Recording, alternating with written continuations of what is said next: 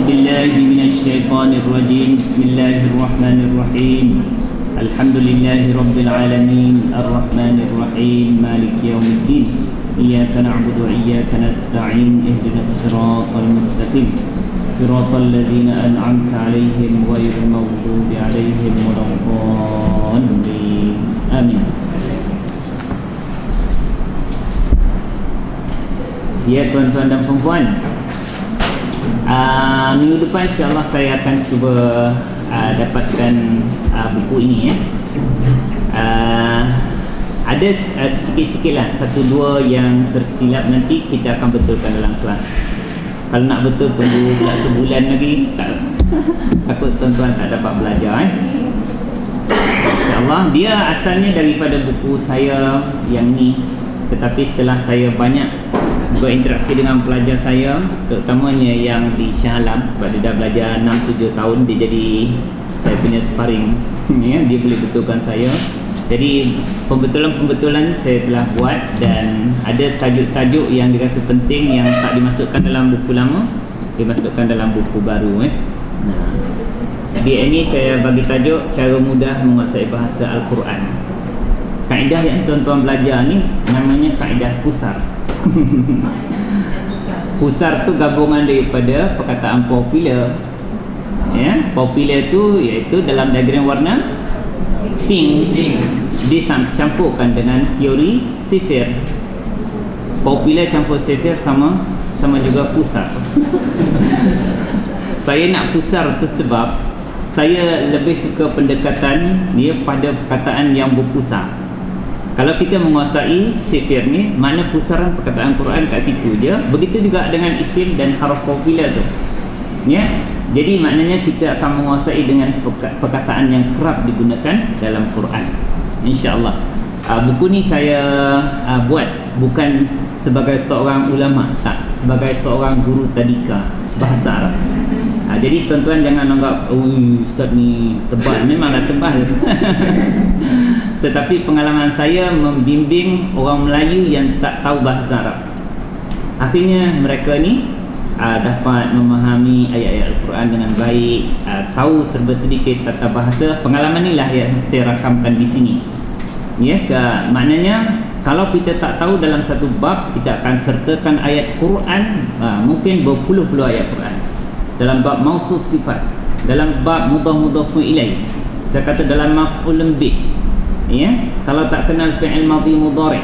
Dan juga saya masukkan dalam buku ni satu kajian daripada seorang profesor Pakistan. Maknanya ada beberapa perkataan fi'il yang dipecahkan secara kerap dalam Quran. Saya masukkan tu supaya tuan-tuan nanti akan faham penggunaan daripada perkataan kataba. Dia boleh digunakan fi'il mudhari', yaktubu, kadang-kadang kitabatan dalam bentuk masdar, kadang-kadang katib, kiraman katibin, kadang-kadang jumpa maktub. Perkataan daripada satu perkataan, tapi kita mampu memecahkan dan faham penggunaan dia. Saya masukkan di sini ya, supaya tuan-tuan mahir. Kalaulah tak panjang umur kalau saya tak panjang umur, kalau tuan-tuan tak panjang umur, memang tak dapat baca dalam kubur lah. Kalau saya tak panjang umur, yang kebanyakan saya punya pelajaran saya masukkan dalam YouTube. Banyak dah, ada satu orang student saya yang rajin ya, masukkan di situ.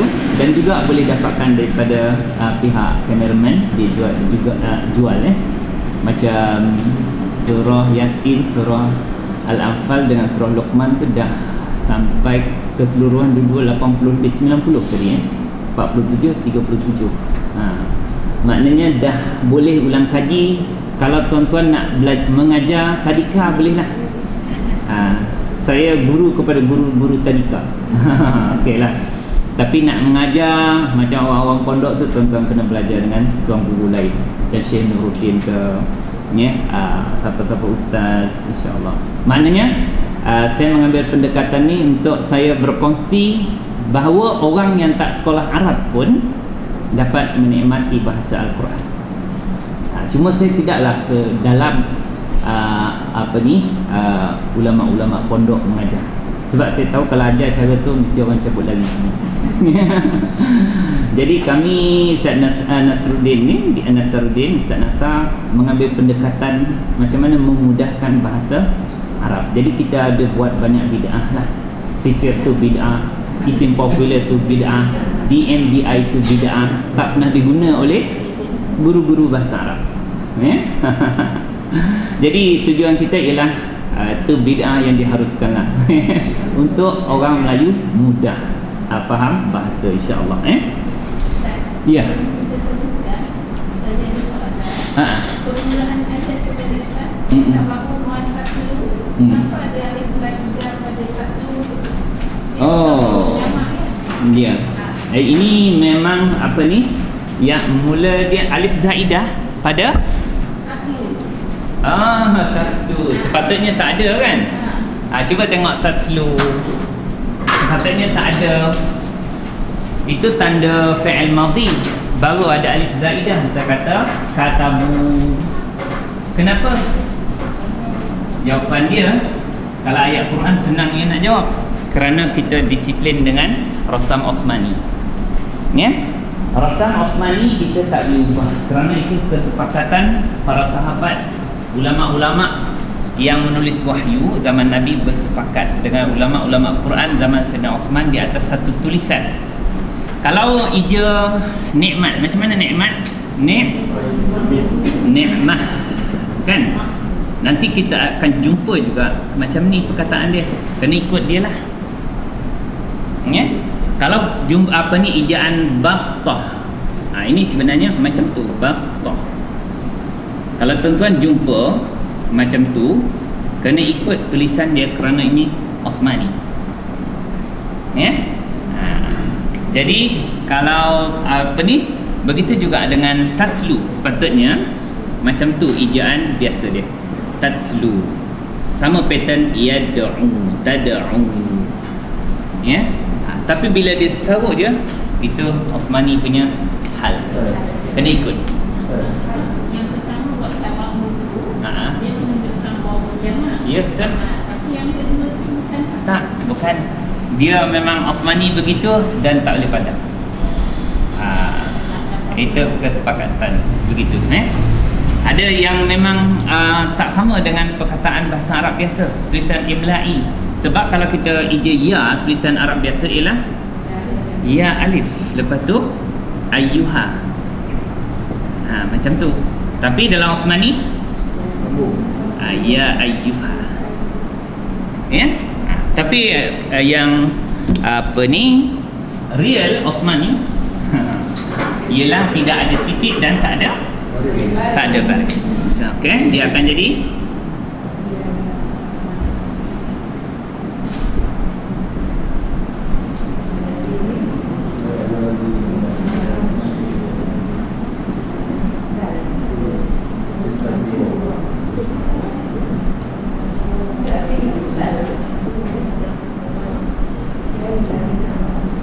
tu real Osmani. Cuba tengok apa manuskrip. Tanpa titik dan tanpa baris. Tetapi para sahabat tidak ada masalah, sebab dia bersama dengan Quran. Dan kalau Rasulullah wafat pun beribu sahabat yang menghafal Quran, masing-masing mengambil secara syafahi dengan mulut para sahabat sendiri bertalaki. Cuma yang masalah dia bila Islam dah merebak kepada orang yang bukan Arab. Dahlah ni ba ke, ni ta ke, ni dal ke, ba, semua boleh. Jadi tugas pertama ialah menitikkan, memberi titik. Itu pertama. Ya tu disepakat, makna mereka berijtihad masa tu ya kena 2 titik bahagian bawah. Kalau atas tu itu titik ta. Nun. Ini titik 2 titik tapi ke atas ta. Betul? Baru bertitik. Proses kedua dahlah berkembang lagi sampai India, ke Rusia, Afrika dan Eropah. Macam mana nak baca ni? Tak ada baris. Bariskan pula. Lepas baris pula tak tahu panjang pendek, ini idgham ke mat, colorkan pula. Sekarang ni proses yang seterusnya ialah color lah. Ikhfa tu color apa, idgham color apa, kalau mat lazim kena color apa. Itu perkembangan yang seterusnya. Lepas ni tak tahulah. Sekarang ni pen dah boleh betulkan dah bacaan. Sebut, tekan dia baca, tekan dia baca. Tapi semua teknologi itu boleh membantu, tetapi cara mendapatkan Quran kekal cara lama, iaitu berguru dengan secara talaqi. Itu tidak boleh diubah. Mana belajar dengan CD je, mesti kita tak akan dapat sebutan yang betul, kerana makhraj itu diambil daripada mulut guru. Sebab itu bertalaqi. Sebahagian ulama-ulama tajwid mensyaratkan bahawa syarat sah baca Quran naklah bertalaqi daripada guru yang sah sanad dia dengan Rasulullah. Yang kedua, mesti menggunakan rasam Osmani. Itu ada dalam syarat kitab tajwid, tetapi sebahagiannya kata tak. Sebab itu dalam tu banyak khilaf. Ulama wajib tak membaca dengan Osmani. Berdasar kepada fatwa kita di Malaysia, wajib, kerana itu adalah ijma' para sahabat masa tu. Sebahagiannya kata tak apa, walaupun tak Osmani. Yang paling penting objektif pada membaca ialah betul. Baca Osmani salah pun dia salah. Sebab tu kalau kita tengok Indonesia punya Quran, dia masih tak ubah lagi kan. Dia masih pakai Quran Majid kita dulu. Mungkin ada hujah dia, wallahu alam. Okey, jadi kita kena ikutlah yang sebenarnya. Yang saya ajar ni, saya ikut tulisan bahasa Arab biasa supaya saya nak tunjukkan haraf nida tu ya alif, bukan ya seketul. Kalau guru saya tu marah juga tu. Tapi saya nak tunjukkan bahasa Arab lah.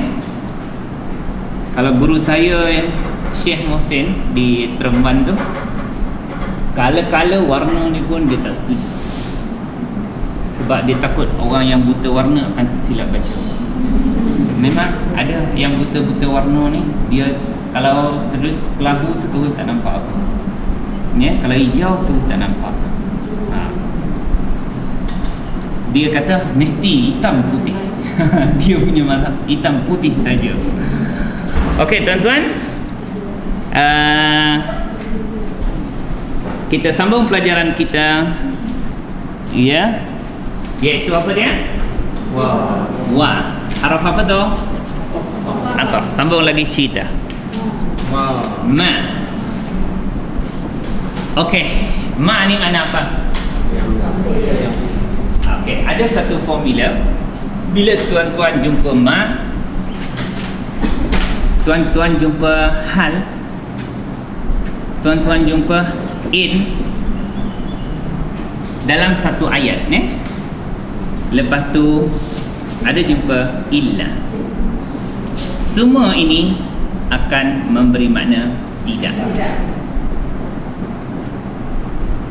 Wa ma yu'allimani min ahadin hatta. Ini hatta ya. Allah, tak kena teori saya.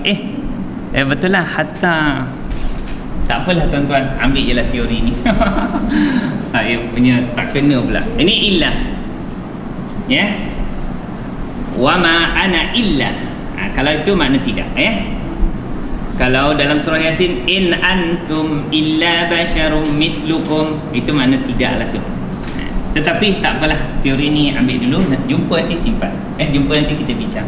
Saya padam tak payah apa ni. Sebab ini bukan jumpa illa, punya rupa hatta. Mungkin teori ni boleh digunakan, Allahu alam, tapi saya tak biasa. Teori ni dapatan saya je pengalaman. Makna saya mengajar biasa macam tu. Biasanya tepat teori tu. Okey, tak apa. Ma ini apa? Nafi. Tidak, betul tak? Okey. Ma nafi Dia boleh menafikan fi'il apa? Madhi. Boleh tak dia nafikan fi'il mudhari'? Boleh. Kalau kita kata tadi ma menafikan fi'il madhi kebanyakannya, dan dia juga boleh menafikan fi'il mudhari'. Tetapi la tak boleh menafikan fi'il madhi. Apa perkataan selepas dia? Yu'allimani. Fi'il apa tu? Fi'il mudhari'. Cuba jalankan fi'il mudhari'. Huwa yu'allimu. Huma yu'allimani. Apa makna yu'allimani? Mereka berdua mengajar. Okey. Huma yu'allimani. Siapa fa'il dia? Cari dhamir yang tersembunyi di situ. Huma. Tidaklah mereka berdua itu mengajar. Siapa mereka berdua tu? Iaitu malakani atau malakaini. Tadi dua orang malaikat yang bernama siapa? Yang pertama Harut, yang kedua Marut. Wa ma yu'allimani min. Makna min dari. Yang sebenarnya orang Melayu tak terjemahkan ni Tapi kalau tak ada min, nescaya dia akan jadi maf'ul bih selepas dia. Apa dia? Ahadin. Dia bagi bawah sebab apa? Sebab selepas haraf jar. Kalau tak ada haraf jar, mesti dia jadi maf'ul bih. Baris apa? Atas. Wa ma yu'allimani ahadan. Cuba terjemah. Wa ma tiada yu'allimani. Mereka berdua, iaitu malaikat Harut dan Marut, mengajarkan akan seseorang. Dia akan jadi mana maf'ul bih. Dia tidak dapat berbaris di atas kerana dia terletak selepas harf jar. Min ahadin. Kenapa ahadin ni ada tanwin? Kita pusingkan macam ni juga kan. Dia memang isim sebab dia tak ada alif lam. Yang kedua, dia mesti ada 3 sebab. Kalau tuan-tuan dapat memusingkan semula teori tadi, pertama dia tak ada alif lam, mesti tanwin kan. Yang kedua, dia bukan mudhaf, sebab kalau dia nak mudhaf mesti buang tanwin. Ketiga, dia tidak termasuk dalam kumpulan mamnu' minas sarf. Kan mamnu' minas sarf tentang tanwin kan. Jadi kalau ada tanwin tu dia bukan mamnu' minas sarf lah tu. Kalau ada alif lam bukan mamnu' minas sarf lah. Jadi dah dapat 3 kesimpulan besar kenapa isim tu ada tanwin ataupun alif lam nanti. Pertama, dia tak ada alif lam, tanwin lah. Kedua, sebab dia bukan mudhaf, dia tak boleh sandar kat sebelah dia, tak nak bersandar ke sebelah dia. Dan yang ketiga, dia bukan mamnu' minas sarf. Okey, lepas tu hatta. Ini kumpul dalam masuk kumpulan mana ni? Haraf apa? Haraf nasab. Tengok diagram kita popular. Haraf apa? Haraf nasab yang pertama an. Makna an bahawa. Yang kedua bahan tidak sekali-kali. Bukan tidak sekali-kali, tidak akan. Dia menafikan, dia kata harfun nafi lil abad. Harf nafi untuk selama-lamanya sampai kiamat. Tidak akan. Lan tarda al-yahud, lan tarda anka al-yahud. Orang Yahudi tidak akan redha kepada engkau, Muhammad dan umatnya. Sampai kiamatlah tak akan redha, tak akan puas hati. Okey, an-lan. Kemudian idzan mana? Jika begitu. Kemudian kai makna supaya. Kemudian li makna untuk, bagi, kerana. Tengok mana kesesuaiannya, itu dia panggil lam ta'lil. Okey, seterusnya hatta. Dia akan jadi harf nasab sekiranya lepas dia fi'il mudhari, sebab dia akan menasabkan fi'il mudhari. Fi'il madhi mabni, fi'il amar mabni. Apa dia? Yaqula. Asalnya yaqulani. Nampak tu? Asalnya kalau fi'il mudhari', okey, yaqulu, bila masuk hatta, sehingga, dia akan jadi hatta yaqula. Perubahan dia, baris depan bertukar baris atas. Tapi kalau huma macam mana? Huwa yaqulu, huma yaqulani. Bila masuk hatta, dia akan jadi apa? Hatta yaqula,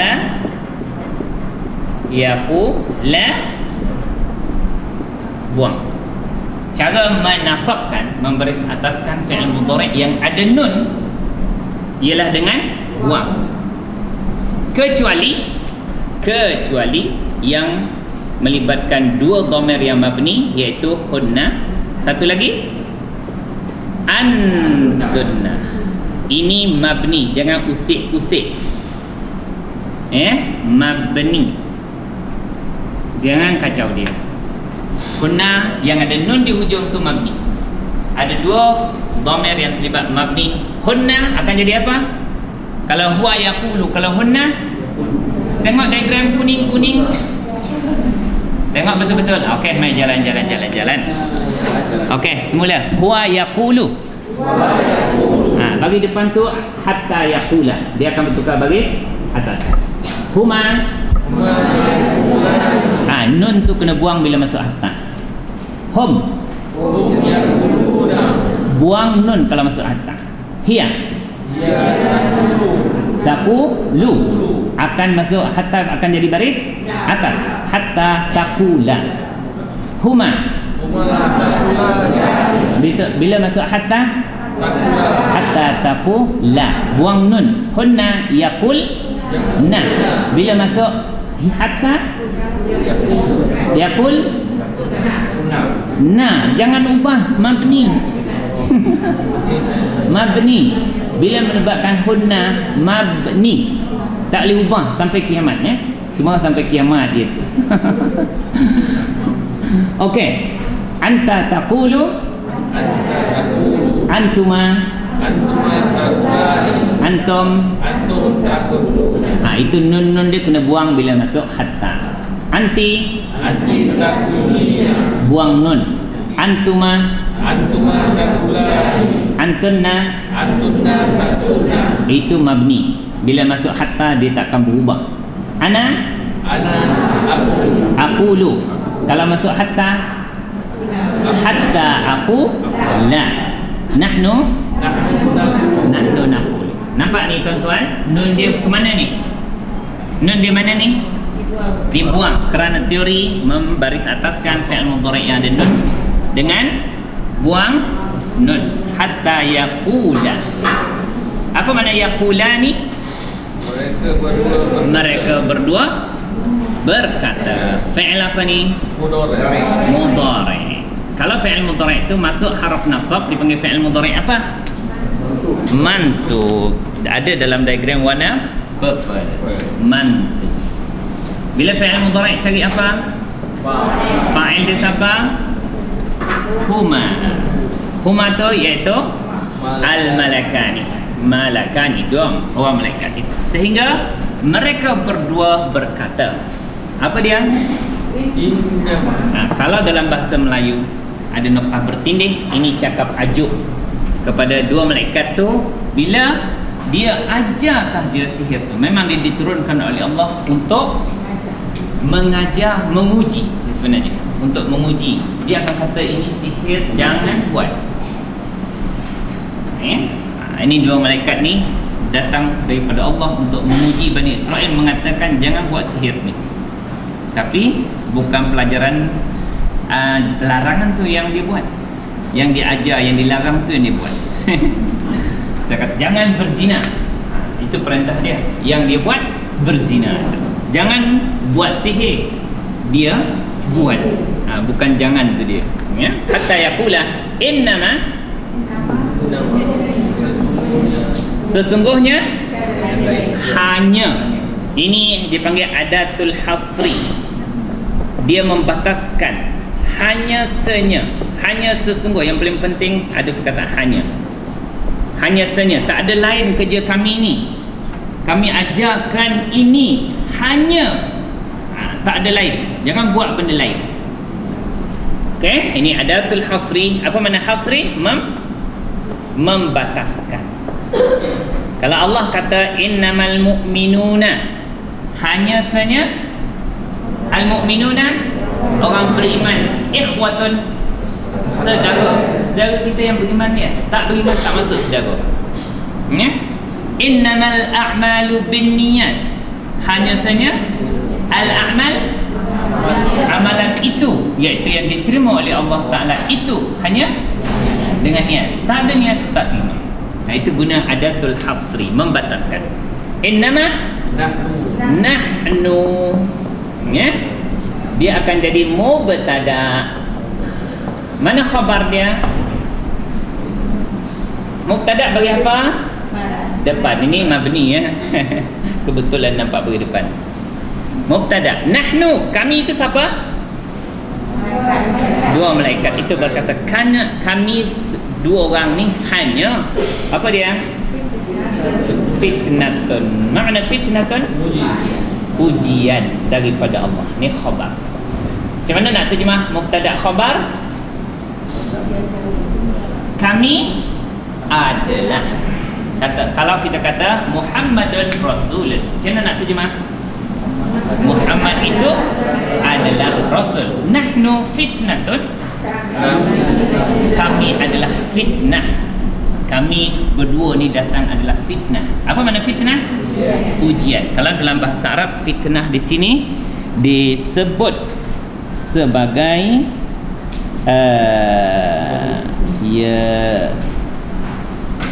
nahnu fitnah ibtila wa ikhtibarun min Allah li'ibadihi. Maknanya kami ini adalah ibtila, ujian. Ikhtibar juga ujian, macam peperiksaan tu. Nak tengok lulus tak? Allah kata sihir ni tak boleh, tapi kalau tak nampak sihir tak tahu apa benda. Macam ni sihir, orang ni buat ni pecah belah keluarga dia, buat ni terus apa ni mengelupur dia, tunjuk macam ni. Yang ini tak boleh, dia kata. Nak tunjukkan yang tak boleh ni begini, tapi yang begini tu yang dia buat. Nanti cerita dia. Nak cerita semua kejahatan-kejahatan orang Yahudi yang sentiasa melawan perintah Allah dan Rasul dia. Orang Yahudi yang jahat lah, Rasul pun dia kena keturunan Yahudi Bani Israel juga. Ya, kami adalah ujian daripada Allah li'ibadihi, untuk hamba-hambanya. Fitnatun fa. Lepas tu fa, la. Okey, fa tu fa apa? Dia seolah-olah perkataan pertama di sini, kami berdua ni adalah ujian daripada Allah untuk hamba-hamba di sini. Okey, titik. Fa mulakan semula. Mula istinaf. Sebahagian menyatakan ini istinaf kerana memulakan. La, jangan. Haraf apa tu? Haraf nahi. Peranan dia dari segi makna nahi, melarang.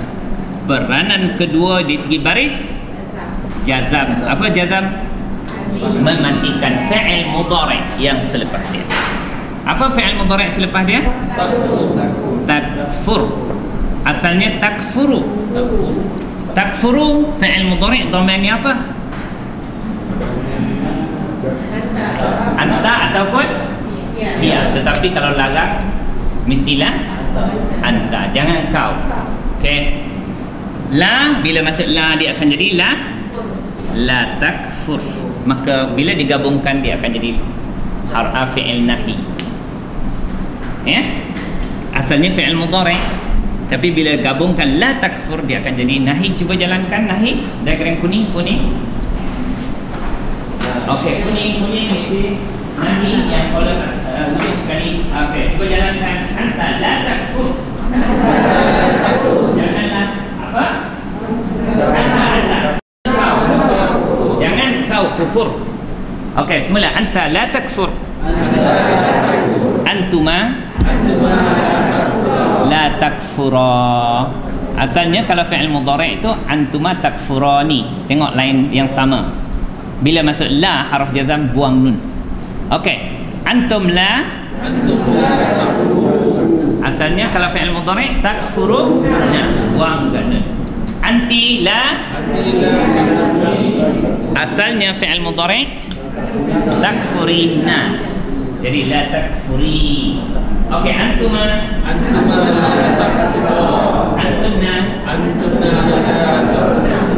asalnya takfurna.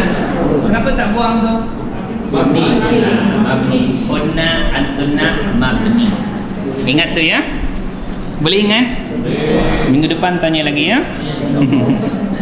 Okey, sampai di sini waqaf sili.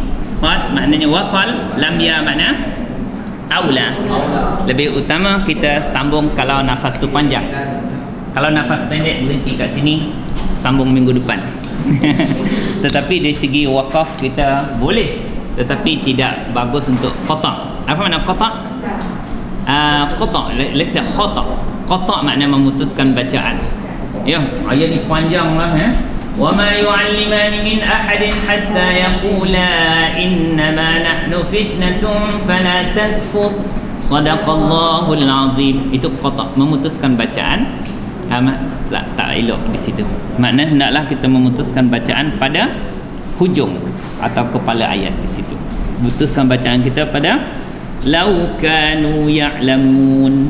Tapi pelajaran kita kena putuskan dulu dengan subhanakallah ya. Sebab tak larat dah pening kepala saya. InsyaAllah tuan-tuan, untuk buku kita ini harga dia RM85 ya. Sebab apa ni, saya dah buat kulit keras ya, dan saya dah tambah muka surat ya, insyaAllah. Subhanakallahumma wa bihamdika asyhadu an la ilaha illa anta astaghfiruka wa atubu ilaik. Wal 'asri innal insana lafi khusr illa alladhina amanu wa 'amilus shalihat wa tawassaw bil haqqi wa tawassaw bis sabr.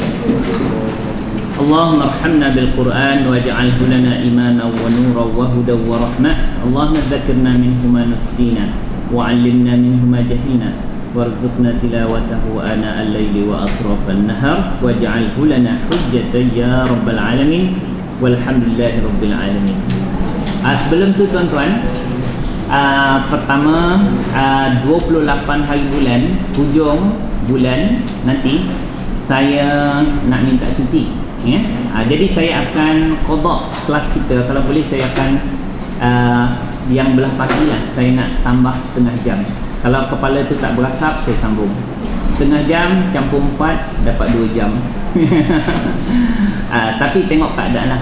Kalau kita kelas kita pagi tu boleh sambung. Kemudian tuan-tuan kata kat kaunter nak kelas tengah hari kan, macam biasa kan, tak nak ubah kan. Betul kan? Betul, biasa. Tak sampai hati nak ubah kan. Cumanya nantilah untuk akan datang ni saya fikir kalau kita nak tengah hari pada misal kata minggu keempat, kita tetap tengah hari je supaya pihak ni pengurusan tak adalah akan SMS berpuluh orang ya, kejap pagi, kejap tengah hari, kejap guru tak datang ya. Maknanya kita akan ikut minggu pertama kalau pagi, kalau minggu kedua tengah hari kita ikut, tak ada selang-seli macam tu supaya pengurusan kita mudah dan saya pun boleh susun jadual saya. Tapi nanti pengurusan kita akan bagi tahu semula lah ya. Jadi kena terimalah, mungkin akan 2 kali tengah hari secara konsisten supaya saya tidak menganggur di Johor Bahru. Apa lepak minum kopi lambat lagi kelas ni, kami duduk kat sana bila tengah hari tu. Tapi kalau dah konsisten kelas tu memang tengah hari, nanti saya boleh susun jadual saya lah untuk pagi tu secara konsisten nanti saya boleh bincang lah dengan Kak Asia ke InsyaAllah. Subhanakallah. Dah sudah dah boleh balik